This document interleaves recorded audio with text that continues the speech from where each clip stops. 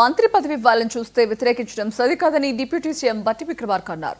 దీనిని స్వాగతించకుండా ఈసీకి లేఖ రాయడం దారుణమని చెప్పారు. రాష్ట్రం మీద ప్రేమ ఉన్నవారు అజరుద్దీన్ కు మంత్రి పదవి ఇవ్వడాన్ని వ్యతిరేకించడాన్ని మండిపడ్డారు.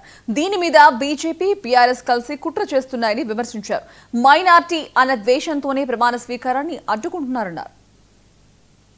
బీజేపీ కుట్రలు చేసే కార్యక్రమాన్ని తీవ్రంగా ఖండిస్తూ ఉందని వారు ప్రత్యేకంగా రాష్ట్ర భారతీయ జనతా పార్టీకి సంబంధించిన నాయకత్వం, chief electoral officer Telangana state హైదరాబాద్కి ప్రత్యేకంగా ఒక లేఖ రాసి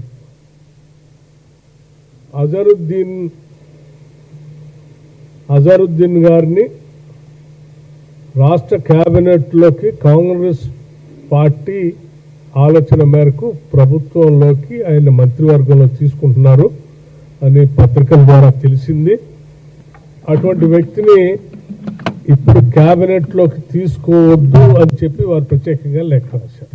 కీర్తి ప్రతిష్టలు దేశానికి, ప్రత్యేకంగా తెలంగాణ రాష్ట్రానికి తీసుకొచ్చినటువంటి అజరుద్దీన్ని ఎవరైనా మంత్రివర్గంలో తీసుకొని గౌరవిస్తూ ఉంటే సాదరంగా స్వాగతించి అభినందించాల్సింది పోయి అటువంటి వ్యక్తిని తీసుకో